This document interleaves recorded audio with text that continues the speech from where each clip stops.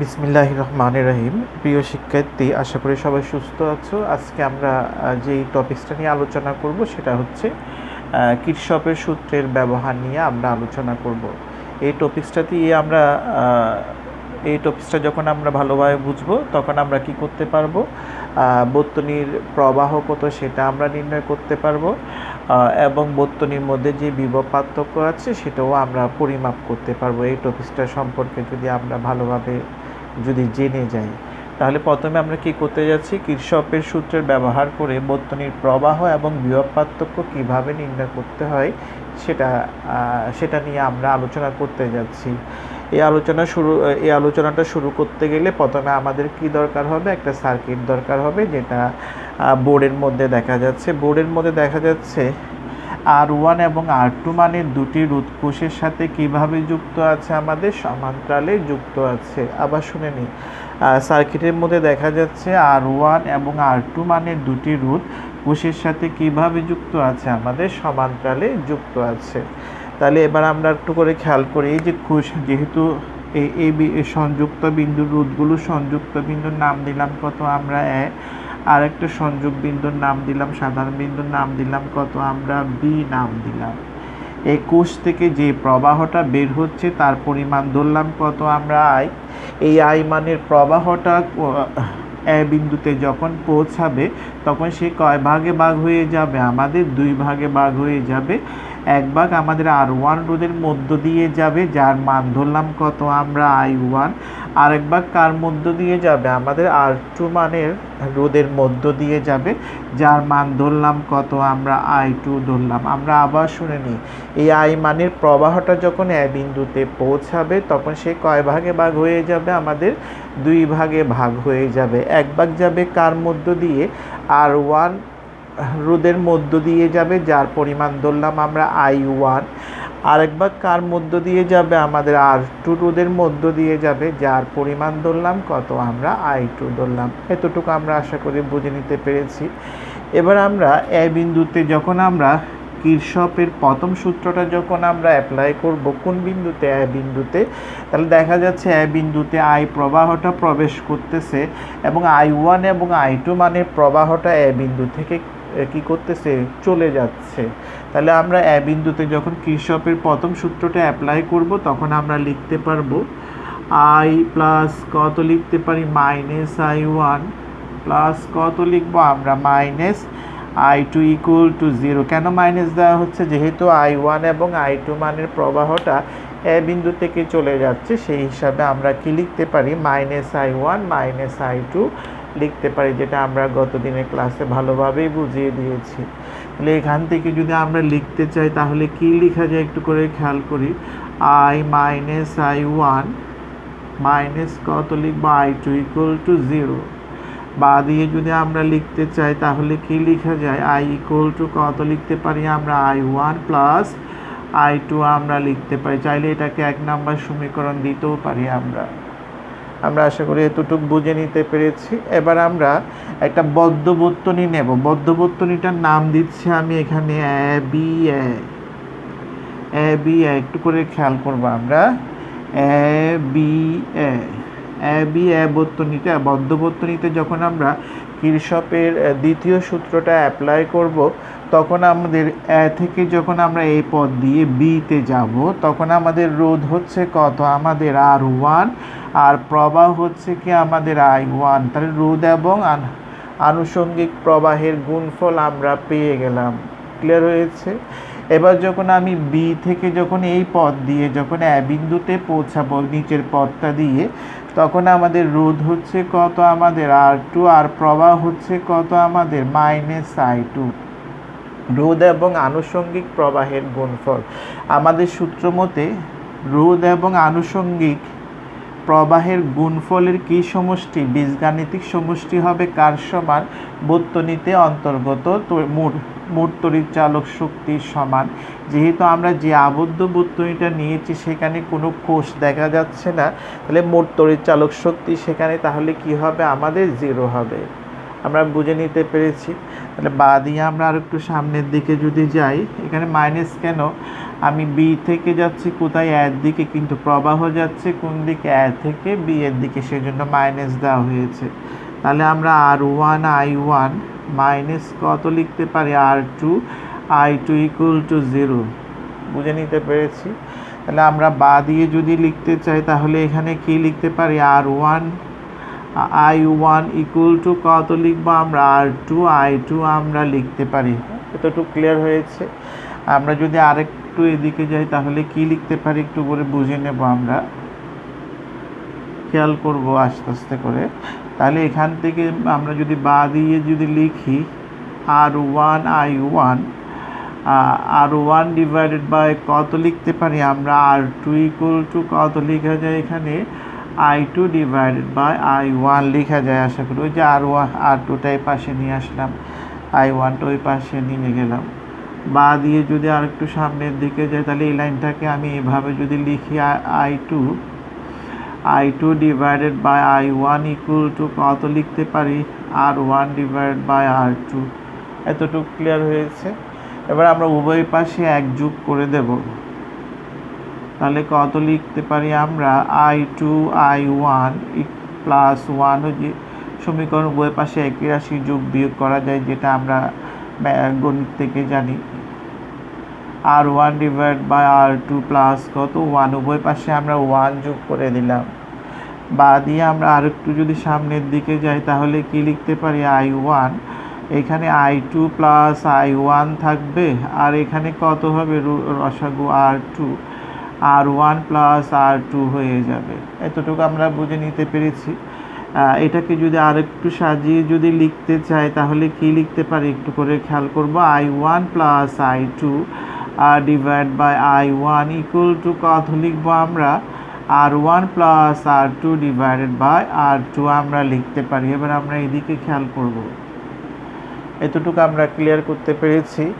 I1 plus I2 সমান এখানে দেওয়া আছে কত আমরা জানি, I আমাদের জানা আছে, যদি বসিয়ে দিই তাহলে আমাদের কি হচ্ছে একটু দেখে নিই। উপরে থাকবে I, নিচে থাকবে কি আমাদের I1, এখানে উপরে থাকতেছে কত আমাদের R1 plus R2 divide by কত থাকবে, R2 থাকবে।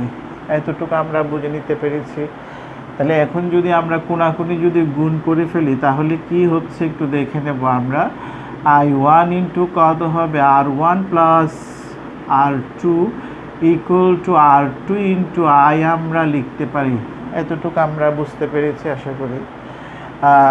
বা দিয়ে যদি আমরা লিখতে চাই তাহলে কি লিখতে পারি, I1 ইকুয়াল টু হয়ে যাচ্ছে R2 divided by R1 plus R2, পাশে কি থাকবে, I থাকবে। এটাই হচ্ছে কি আমাদের ওই যে R1 এর মধ্য দিয়ে যে প্রবাহটা প্রবাহিত হচ্ছে তা পরিমাপ করার জন্য যে ইকুয়েশনটা দরকার সেটা আমরা পেয়ে গেলাম।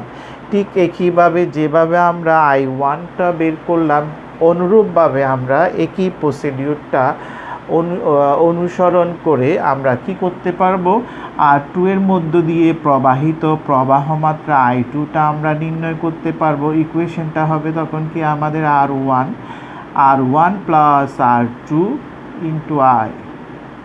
ইন্টু I হবে। এটা দিয়ে আমরা কি করতে পারবো, R2 রোধের মধ্য দিয়ে প্রবাহিত প্রবাহ মাত্রা আমরা নির্ণয় করতে পারবো। আশা করি আমরা এতটুকু বুঝতে পেরেছি। অর্থাৎ বর্তনীর প্রবাহ নির্ণয় করার জন্য যে ইকুয়েশনগুলো দরকার সেগুলো আমরা দেখিয়ে দিলাম। এবার যাচ্ছি আমরা বর্তনীর বিভব পার্থক্য পরিমাপ করার জন্য যে ইকুয়েশনগুলো দরকার হবে সেটা আমরা এখন দেখাতে যাচ্ছি। আশা করি এই জায়গাটা আমরা ক্লিয়ার করতে পেরেছি। আচ্ছা, বিভবের জন্য যদি যেতে চাই তাহলে আমরা এই জায়গাটাতে দেখিয়ে দিতে পারতেছি আমরা বিভব। খেয়াল করবো আমরা এবার বিভব নির্ণয় করতে যাচ্ছি। তাহলে এ বিন্দু এবং বি বিন্দুর বিভব যদি আমরা ভি ধরি, কোন কোন বিন্দুর, এই যে এ বিন্দু এবং বি বিন্দুর বিভব যদি আমরা ভি যদি ধরি তাহলে ভি ইকুয়াল টু কত লিখতে পারি আমরা, ভি ইকুয়াল টু কি হবে, ওহমের সূত্র অনুসারে I1 R1 হবে। ক্লিয়ার হয়েছে। যদি আমরা উপরে অর্থাৎ এ এবং বি বিন্দুর এই উপরের পথটা যদি আমরা ধরি এবং বি বিন্দুর বিভব যদি বি হয়, তাহলে উপরের অংশ অনুসারে আমরা লিখতে পারি V equal to I1 R1 আমরা লিখতে পারি। এতটুকু আমরা বুঝে নিতে পেরেছি। এবার যদি আমরা এ ও বি বিন্দুর ক্ষেত্রে যদি নিচের অংশটা যদি আমরা অ্যাকসেপ্ট করি বা গ্রহণ করি, তাহলে সেই ক্ষেত্রে বি ইকুয়াল টু কত হয়ে যাবে, আমাদের I2 R2 হয়ে যাবে। তার মানে ভি ইকুয়াল টু আমরা কত পেয়ে গেলাম, I1 R1ও লিখতে পারি অথবা I2 R2 আমরা লিখতে পারি। এতটুকু ক্লিয়ার হয়েছে।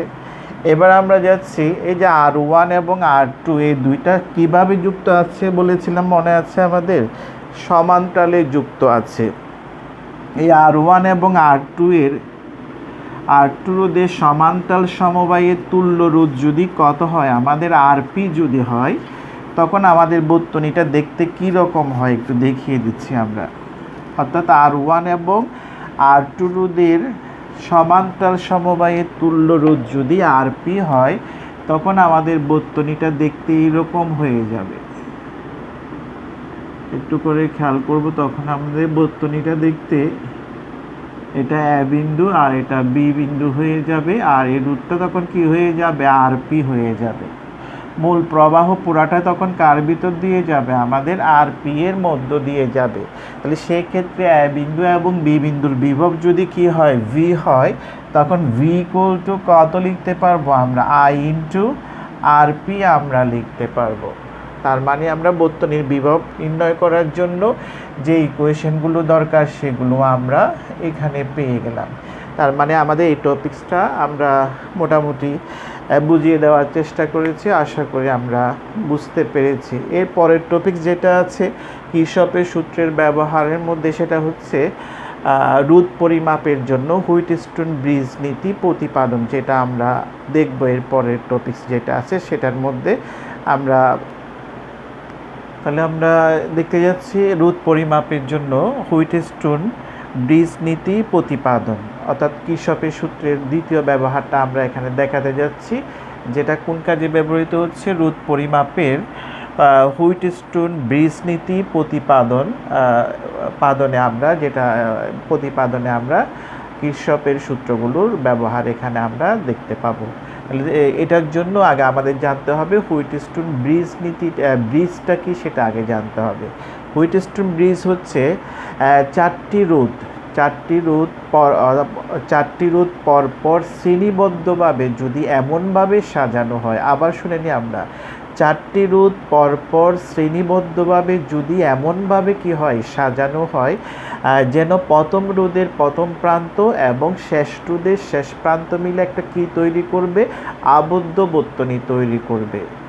এবং যে কোনো দুটি রোধের সংযোগ বিন্দু এবং অপর দুই রোধের সংযোগ বিন্দুর মাঝখানে একটা কি থাকবে, কোষ থাকবে, আর অপর দুই সংযোগ বিন্দুর মাঝখানে একটি কি থাকবে, গ্যালভানোমিটার থাকবে। তখন এই ধরনের বর্তনীকে আমরা কি বলি, হুইটস্টোন ব্রিজ বলে থাকি। তাহলে আমরা চিত্রের মধ্যে গেলে মনে হয় জিনিসটা ভালোভাবে বুঝতে পারবো। আমরা চারটি রোধকে কিভাবে সাজাতে বলছি, আমরা পরপর শ্রেণীবদ্ধভাবে এমনভাবে সাজাবো যেন প্রথম রোধের প্রথম প্রান্ত এবং শেষ রোধের শেষ প্রান্ত মিলে একটা কি তৈরি করবে, আবদ্ধ বর্তনী তৈরি করবে, এটা আমরা বলেছিলাম। এবং যে কোনো দুটি রোধের সংযোগ বিন্দু, এখানে পি এবং আর, এই দুটি রোধের সংযোগ বিন্দু হচ্ছে কত, এই দুই রোধের সংযোগ বিন্দুর মাঝখানে, অর্থাৎ এই দুই রোধের সংযোগ বিন্দুর হচ্ছে আর কিউ এবং এস, এই দুই রোধের সংযোগ বিন্দু হচ্ছে কত, আমাদের সি। এই দুই সংযোগ বিন্দুর মাঝখানে একটা কি থাকবে বলেছিলাম আমরা, একটা কোষ থাকবে বলেছিলাম। আমরা চাইলে এখানে একটা চাবিও ব্যবহার করতে পারি। তাহলে কি, যে কোনো দুটি রোধের সংযোগ বিন্দু এবং অপর দুই রোধের সংযোগ বিন্দুর মাঝখানে একটা কি থাকবে বলেছিলাম, কোষ থাকবে। এবং অপর দুই সংযোগ বিন্দু কোথায় দেখা যাচ্ছে, যে পি এবং কিউ এর সংযোগ বিন্দু হচ্ছে বি, আর এবং এস এর সংযোগ বিন্দু হচ্ছে ডি। এই সংযোগ বিন্দুর মাঝখানে একটা কি থাকবে বলেছিলাম, আমাদের গ্যালভানোমিটার থাকবে। এই ধরনের বর্তনীকে আমরা কি বলেছিলাম, হুইটস্টোন ব্রিজ আমরা বলেছিলাম। তাহলে আবার শুনে নিই আমরা, 4টি রোধ পরপর যদি এমনভাবে সাজানো হয় যেন প্রথম রোধের প্রথম প্রান্ত এবং শেষ রোধের শেষ প্রান্ত মিলে কি তৈরি করবে, একটা আবদ্ধ বর্তনী তৈরি করবে। তারপর বলেছিলাম কি, যে কোনো দুটি রোধের সংযোগ বিন্দু, এখানে পি এবং আর রোধের সংযোগ বিন্দু এবং অপর দুই রোধ হচ্ছে কত, কিউ এবং এস এর সংযোগ বিন্দু হচ্ছে কত আমাদের সি। পি এবং আর এর সংযোগ বিন্দু কিউ এবং এস এর সংযোগ বিন্দু সি, এই দুই সংযোগ বিন্দুর মাঝখানে একটা কি থাকবে বলেছিলাম আমরা, একটা কোষ থাকবে বলেছিলাম। এবং বর্তনীর অপর দুই সংযোগ বিন্দু কোথায় আছে দেখে নিই, পি এবং কিউ এর সংযোগ বিন্দু বি, আর এবং এস এর সংযোগ বিন্দু হচ্ছে কত আমাদের ডি। এই সংযোগ বিন্দুর মাঝখানে একটা কি থাকবে বলেছিলাম, গ্যালভানোমিটার থাকবে। তখন এই ধরনের বর্তনীকে আমরা কি বলেছিলাম, হুইটস্টোন ব্রিজ আমরা বলেছিলাম। এবার আমরা প্রবাহটা কিভাবে যাচ্ছে ব্রিজটার মধ্যে সেটা একটু করে দেখে নেব। এই যে কোষ থেকে যে প্রবাহটা যাচ্ছে তার পরিমাণ ধরলাম কত আমরা আই। এই আই পরিমাণ প্রবাহটা এ বিন্দুতে যখন পৌঁছাবে তখন কয় ভাগে ভাগ হয়ে যাবে, 2 ভাগে। এক ভাগ আমাদের পি রোধের মধ্য দিয়ে যাবে, যেটাকে আমি কত দ্বারা প্রকাশ করলাম, I1। আর এক ভাগ কার মধ্য দিয়ে যাবে, আর রোধের মধ্য দিয়ে যাবে, যার পরিমাণ ধরলাম কত আমরা I2 ধরলাম। তাহলে I1 মানের প্রবাহটা পি রোধের মধ্য দিয়ে কোথায় পৌঁছাবে, আমাদের বি বিন্দুতে। I2 মানের প্রবাহটা আর রোধের মধ্য দিয়ে কোথায় পৌঁছাবে, আমাদের ডি বিন্দুতে পৌঁছাবে।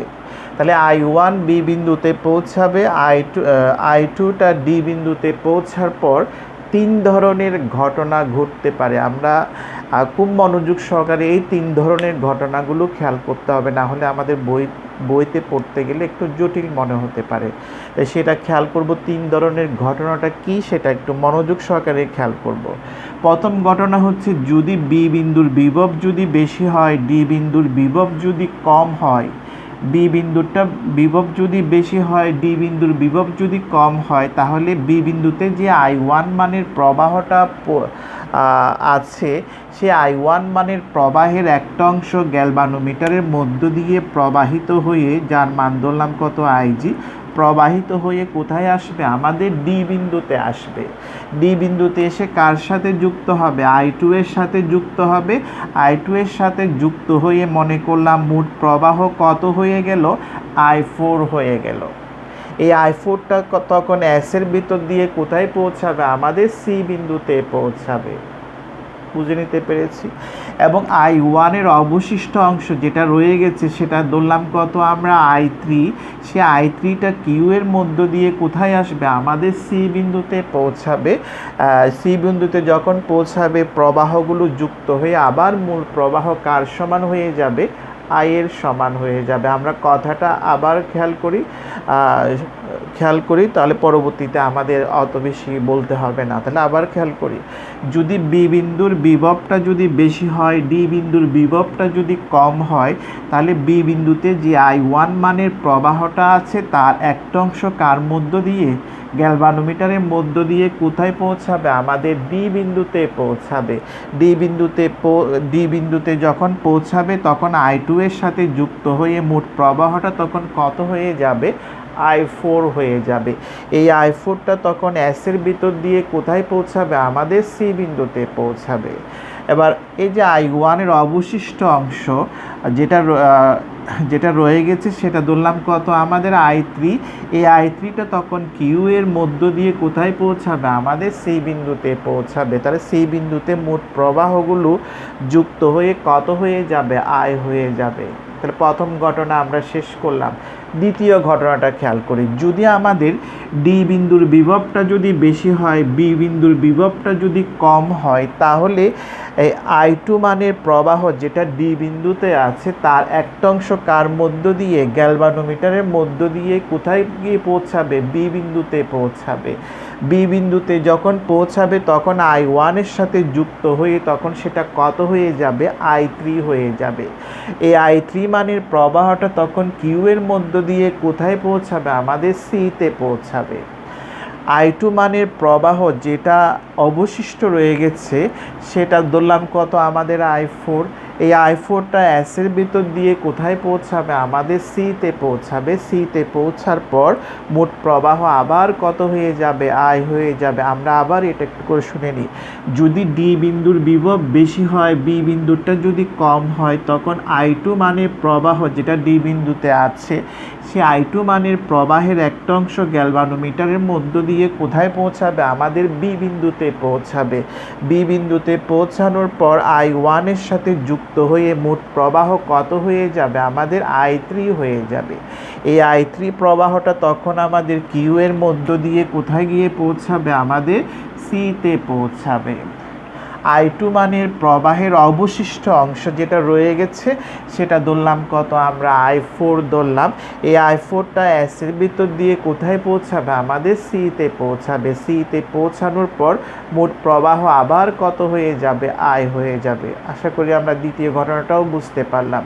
এবার যাচ্ছে আমাদের তৃতীয় ঘটনা। তৃতীয় ঘটনা হচ্ছে যখন বি বিন্দু আর ডি বিন্দুর বিভব সমান হয়ে যাবে, তখন কোনো প্রবাহ গ্যালভানোমিটারের মধ্য দিয়ে কি হবে না? প্রবাহিত হবে না। যদি প্রবাহিত না হয় তাহলে I1টা পি এর মধ্য দিয়ে কোথায় পৌঁছাবে? আমাদের পি এর মধ্য দিয়ে বি বিন্দুতে পৌঁছাবে এবং বি বিন্দু থেকে কিউ এর মধ্য দিয়ে কোথায় যাবে? আমাদের সিতে চলে যাবে। এই ক্ষেত্রে I1 এবং I3-র মান কি হয়ে যাবে? সমান হয়ে যাবে। আর I2টা কার মধ্য দিয়ে? আর এর মধ্য দিয়ে কোথায় পৌঁছাবে? আমাদের ডি বিন্দুতে পৌঁছাবে এবং ডি বিন্দু থেকে এস এর মধ্য দিয়ে কোথায় পৌঁছাবে? আমাদের সি বিন্দুতে পৌঁছাবে। এই ক্ষেত্রে I2 এবং I4টা কি হয়ে যাবে? সমান হয়ে যাবে। সমান হয়ে যাবে। তাহলে এই অবস্থায় যেহেতু এই অবস্থায় মানে কি? বি বিন্দুর বিভব আর ডি বিন্দুর বিভব সমান হওয়ার কারণে গ্যালভানোমিটারের মধ্য দিয়ে কোনো প্রবাহ প্রবাহিত হচ্ছে না বলে গ্যালভানোমিটারের মধ্যে কোনো বিক্ষেপ দেখা যায় না। এই অবস্থাটাকে আমরা কি বলি? সাম্য অবস্থা বলে থাকি। কি বলে থাকি আমরা? হুইটস্টোন ব্রিজের সাম্য অবস্থা বলে থাকি। অর্থাৎ সাম্য অবস্থার ক্ষেত্রে আমরা কি পেয়ে যাব? I1 = I3 পেয়ে যাব, I2 = আমরা I4 পেয়ে যাব। ক্লিয়ার হয়েছে? আমরা যে জিনিসগুলো খুবই জটিল ছিল, পেঁচানো ছিল, সেগুলো আমরা ব্যাখ্যা করেছি। এবার আমরা যাচ্ছি প্রতিপাদনের পরবর্তী স্টেপের মধ্যে যাচ্ছি। প্রথম স্টেপটা হচ্ছে আমরা বি বিন্দুতে কিরশফের প্রথম সূত্রটা অ্যাপ্লাই করব। এখানে খেয়াল করি কোন বিন্দুতে আমরা প্রয়োগ করতেছি? বি বিন্দুতে। বি বিন্দুতে আমরা কিরশফের প্রথম সূত্রটা অ্যাপ্লাই করতে যাচ্ছি। খেয়াল করব কি কি হচ্ছে বি বিন্দুতে। বি বিন্দুতে দেখা যাচ্ছে I1 মানের প্রবাহটা প্রবেশ করতেছে, IG মানের প্রবাহটা চলে অর্থাৎ ওখান থেকে বেরিয়ে যাচ্ছে, আবার I3 মানের প্রবাহটাও আমাদের বি বিন্দু থেকে চলে যাচ্ছে। সেই হিসাবে আমরা কি লিখতে পারি? প্রথম সূত্র অনুসারে আমরা লিখতে পারি I1 প্লাস কি লিখব? -I3 প্লাস কি লিখব? আমরা -IG = কি হবে? 0 হবে। বা দিয়ে যদি আমরা আরেকটু যাই তাহলে কি লিখতে পারি? I1 -I3 -IG = কত হবে? 0। আমরা 1 নম্বর সমীকরণ দিয়ে দিলাম। আমরা আশা করি বুঝতে পেরেছি। এবার আমরা ডি বিন্দুতে যাচ্ছি। কিরশফের দ্বিতীয় সূত্রটা ডি বিন্দুতে আমরা অ্যাপ্লাই করতেছি। ডি বিন্দুতে একটু করে খেয়াল করি কি দেখা যাচ্ছে আমাদের চিত্রের মধ্যে, একটু দেখে নিই আমরা। ডি বিন্দুতে যদি আমরা দেখতে চাই তাহলে এখানে I2 মানের প্রবাহটা ডি বিন্দুতে আসতেছে, IG মানের প্রবাহটাও ডি বিন্দুতে আসতেছে, I4 মানের প্রবাহটা ডি বিন্দু থেকে চলে যাচ্ছে। তাহলে আমরা সেই ক্ষেত্রে কি লিখব? I2 প্লাস IG প্লাস কত লিখব? -I4 = 0, যেহেতু I4টা চলে যাচ্ছে। বা দিয়ে আমরা কি লিখতে পারি একটু করে খেয়াল করি? I2 plus IG minus I4 = কত লিখব? 0। এটাকে আমরা 2 নাম্বার সমীকরণ দিলাম। এটাও আমরা আশা করি বুঝতে পেরেছি। এবার যাচ্ছি আমরা একটা আবদ্ধ বর্তনী নিই। বর্তনীটার নাম লিখে ফেলি আগে আমরা। ABDA কোথায় আছে একটু দেখে নিই আমরা। ABDA এই বর্তনীর মধ্যে যখন আমি এ থেকে বিতে যাব, আমার রোধ হচ্ছে কত আমাদের পি, প্রবাহ হচ্ছে কত আমাদের I1। তাহলে পি I1 হচ্ছে রোধ এবং আনুষঙ্গিক প্রবাহের গুণফল। এবার যাচ্ছি আমি কোথায়, বি থেকে কোথায় যাচ্ছি, আমি ডিতে যাচ্ছি। রোধ হচ্ছে কত জি, আনুষঙ্গিক প্রবাহ হচ্ছে আমাদের আইজি। তাহলে রোধ এবং আনুষঙ্গিক প্রবাহের গুণফল আমরা লিখলাম যখন আমি বি থেকে ডিতে যাচ্ছি। এবার যখন আমি ডি থেকে এতে আসব, ডি থেকে যখন এতে আসতেছি, রোধ হচ্ছে কত আমাদের আর প্রবাহটা আমরা তখন কি লিখব, -I2 লিখব। কেন -I2 লিখলাম আশা করি বুঝতে পারছি। আমরা ডি থেকে এতে যাচ্ছি, প্রবাহ যাচ্ছে এ থেকে ডি এর দিকে। তাহলে কি রোধ এবং আনুষঙ্গিক প্রবাহের গুণফল, রোধ এবং আনুষঙ্গিক প্রবাহের গুণফল, রোধ এবং আনুষঙ্গিক প্রবাহের গুণফলের বীজগাণিতিক সমষ্টি কার সমান হবে, বর্তনীতে অন্তর্গত তড়িৎ চালক শক্তির সমান হবে। যেহেতু আমরা যে আবদ্ধ বর্তনী নিয়েছি সেখানে কোনো কোষ দেখা যাচ্ছে না, সেজন্য তড়িৎ চালক শক্তি ইকুয়াল টু কী হবে আমাদের 0 হবে। এবার আমরা একটু দেখি এখানে বা দিয়ে যদি লিখতে চাই, তাহলে PI1 আমরা লিখব, প্লাস জি ইন্টু আইজি আমরা লিখব, -R/I2 আমরা লিখব, ইকুয়াল টু 0। এটাকে আমরা 3 নাম্বার সমীকরণ নিলাম। এতটুক আশা করি আমরা বুঝে নিতে পেরেছি। এবার আমরা পরবর্তী স্টেপে যাচ্ছি। খেয়াল করব, আমরা 3টা সমীকরণ পেয়ে গেলাম। এবার আমরা আরেকটা আবদ্ধ বর্তনী দেখাচ্ছি, সেটা হচ্ছে কি একটু দেখে নিই।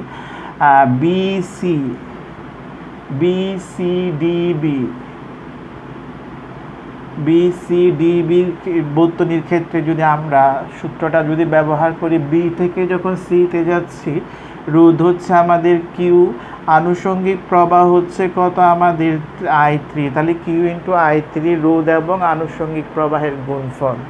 এবার যখন আমি সি থেকে ডিতে আসতেছি, আমার রোধ হচ্ছে কত আমাদের এস, আনুষঙ্গিক প্রবাহ হচ্ছে কত আমাদের -I4, রোধ এবং আনুষঙ্গিক প্রবাহের গুণফল। এবার যখন আমি ডি থেকে যখন বিতে যাচ্ছি, রোধ হচ্ছে আমার জি, আনুষঙ্গিক প্রবাহ হচ্ছে আমাদের -IG। তাহলে গুণফলের বীজগাণিতিক সমষ্টিটা কত হবে, 0 হবে। কেন মাইনাস দেওয়া হয়েছে বুঝতে পেরেছি আশা করি। আর 0 কেন, আমরা যে আবদ্ধ বর্তনী নিলাম সেখানে কোনো কি দেখা যাচ্ছে না, কোষ দেখা যাচ্ছে না, সেজন্য এর মান 0 হবে। এবার যদি আমরা বা দিয়ে যদি লিখি, কিউ ইন্টু I3 আমরা লিখব, -S ইন্টু I4 আমরা লিখব, -G ইন্টু IG আমরা লিখব, ইকুয়াল টু 0। এটাকে আমরা 4 নাম্বার ইকুয়েশন দিলাম। আমরা এতটুকু ক্লিয়ার করতে পেরেছি আশা করি। এবার আমাদের পরবর্তী যে কথাটা আছে, যদি আমাদের কি হয়, বি বিন্দু আর ডি বিন্দুর বিভব যদি সমান হয়, অর্থাৎ ব্রিজটা যদি সাম্য অবস্থায় থাকে, তখন গ্যালভানোমিটারের মধ্য দিয়ে কোনো প্রবাহ প্রবাহিত হয় না। কখন, যদি ব্রিজটা কী অবস্থায় থাকে, সাম্য অবস্থায় থাকে, অর্থাৎ বি বিন্দু আর ডি বিন্দুর বিভব যদি কি হয়, সমান হয়, তখন গ্যালভানোমিটারের মধ্য দিয়ে কোনো প্রবাহ প্রবাহিত হয় না। তখন আমরা আইজি ইকুয়াল টু কী হয়ে যাবে, আমাদের 0 হয়ে যাবে। তাহলে আইজি যখন 0 হবে, তখন 1 নাম্বার ইকুয়েশনটা কী রকম হয়ে যাচ্ছে একটু দেখে নিয়ে, যে 1 নাম্বার ইকুয়েশন যেটা আমরা এখানে লিখেছি, সে 1 নাম্বার ইকুয়েশনে আইজি এর মান যখন 0 হয়ে যাবে, তখন I1 -I3 ইকুয়াল টু কী হবে, 0 হবে। I1 ইকুয়াল টু কত হবে, I3 হবে। আমরা বলেছিলাম সাম্য অবস্থায় I1 এবং I3 মান কি হয়ে যাবে, সমান হবে। আমরা আশা করি বুঝে নিতে পেরেছি।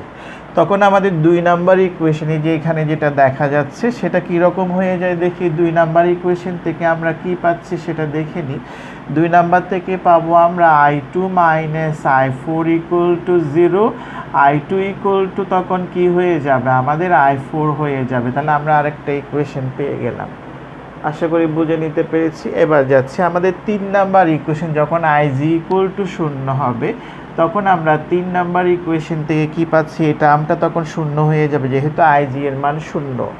তখন আমরা লিখতে পারি P ইন্টু I1 মাইনাস কত লিখবো, R into I2 equal to 0, বা আমরা P I1 ইকুয়াল টু কত লিখতে পারি, আর ইন্টু I2 আমরা লিখতে পারি, বা আমরা যদি এখান থেকে লিখতে চাই P ডিভাইডেড বাই, বইয়ের মতো যে হইতে হবে এরকম কোনো কথা নাই, আমরা আস্তে আস্তে করে যাই।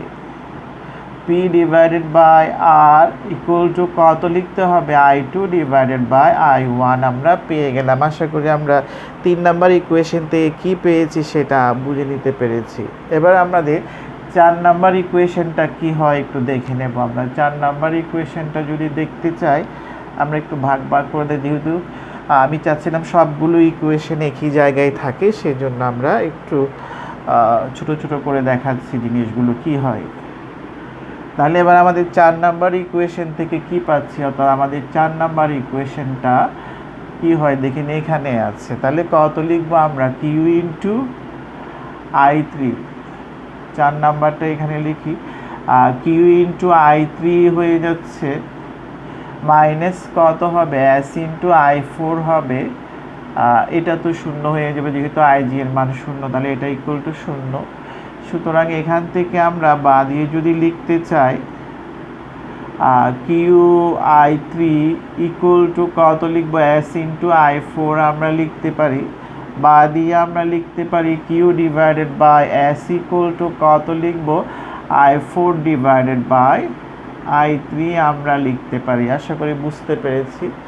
এবার এই জায়গাটা খেয়াল করব, আমরা কিছুক্ষণ আগেই প্রমাণ করলাম I1 ইকুয়াল টু I3, অর্থাৎ যেখানে I3 আছে সেখানে আমি I1 দিতে পারবো, I2 ইকুয়াল টু I4, যেখানে I4 আছে সেখানে আমি কি লিখতে পারবো, I2 দিতে পারবো। তাহলে এখান থেকে কি হয়ে যাচ্ছে সেটা দেখে নিই, Q divided by S equal to কত হবে আমাদের, I2 ডিভাইডেড বাই I1 হয়ে যাবো। যে I4 এর জায়গায় বললাম আমরা I2 বসাতে পারবো, I3 জায়গায় কি বসাতে পারবো, I1 বসাতে পারবো। তাহলে এবার একটু করে আর একটু ভালো করে খেয়াল করতে হবে এই ইকুয়েশন এবং এই ইকুয়েশনটা আমি আর একটু করে দিই, সিগনিফাই করে দিচ্ছি। এটা কি আমরা বুঝাই দিলাম, এটা হচ্ছে I1। তাহলে এই ইকুয়েশনটা, এই দুইটা ইকুয়েশন যদি আমরা খেয়াল করি দেখা যাচ্ছে দুইটা ইকুয়েশনের আমাদের ডান পাশটা কি দেখাচ্ছে, একই রকম দেখা যাচ্ছে।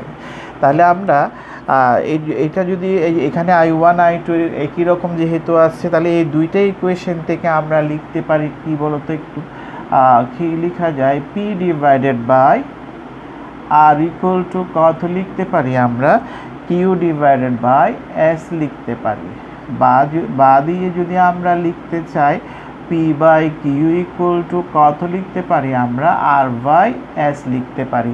এটাই হচ্ছে কি আমাদের রোধ পরিমাপের যে হুইটস্টোন ব্রিজ নীতি আছে, সেই হুইটস্টোন ব্রিজ নীতি আমরা কি করলাম, প্রতিপাদন করলাম। এখানে এই 4টা রোধের মধ্যে P কিউ আর এস, এই 4টা রোধের মধ্যে যে কোনো 3টা রোধের মান যদি আমাদের জানা থাকে, আমরা যে রুটটা অজানা সেটা আমরা এই ইকুয়েশন দিয়ে নির্ণয় করতে পারবো। কথাটা আবার শুনে নিই, এই 4টা রোধের মধ্যে যদি 3টা রোধ যদি জানা থাকে, তাহলে অজানা রোধটা আমরা এই ইকুয়েশন দিয়ে, এই হুইটস্টোন ব্রিজ নীতি দিয়ে আমরা কি করতে পারবো, প্রতিপাদন অর্থাৎ নির্ণয় করতে পারবো। সেটা আমরা দেখিয়ে দিলাম। আমরা সবগুলো ইকুয়েশন এই বোর্ডের মধ্যে আছে, একটু মনোযোগ সহকারে বাসায় খেয়াল করতে হবে। আমরা আসলে এই ইকুয়েশনগুলো আমরা করিয়ে দেওয়ার মূল উদ্দেশ্যটা হচ্ছে এই যে প্রশ্নের ভেতরে যে আমরা এই প্রতিপাদনের ভেতরে কিছু বেসিক জিনিস রয়ে গেছে, যেগুলো আমাদের সৃজনশীলের জন্য খুবই প্রয়োজনীয় টপিকস হবে। সেই জন্য আমরা এই জিনিসগুলো একেবারে ভেঙে ভেঙে দেখানোর চেষ্টা করলাম, প্রত্যেকটা জায়গা বুঝিয়ে দেওয়ার চেষ্টা করলাম, কারণ এই বেসিকের উপর ডিপেন্ড করে আমাদের কিন্তু জটিল সৃজনশীল হতে পারে। সেজন্য আমরা এই প্রতিপাদনটা, যদিও পরীক্ষায় প্রতিপাদন আসবে না, কিন্তু এই প্রতিপাদনের ভেতরে যে বেসিকটা রয়ে গেছে, এই বেসিকের উপর ডিপেন্ড করে কি হবে, আমাদের সৃজনশীল হবে। তো সেই জন্য খুব মনোযোগ সহকারে আমি চেষ্টা করেছি খুব সহজভাবে জিনিসগুলো নিয়ে আসার জন্য, বুঝিয়ে দেওয়ার জন্য। তোমরা বাসায় আরও একটু খেয়াল করে পড়বা। এই এতটুকুর মধ্যে আমরা আজকে ক্লাসটা শেষ করলাম। আশা করি আরেকটা ক্লাস নিলে আমাদের এই চ্যাপ্টারের থিওরিগুলো শেষ হয়ে যাবে। পরবর্তী ক্লাসে আমরা বাকিটা দেখিয়ে দেব। সবাই ভালো থেকো, সুস্থ থেকো। সবাইকে ধন্যবাদ জানিয়ে আজকে ক্লাস আমি শেষ করলাম।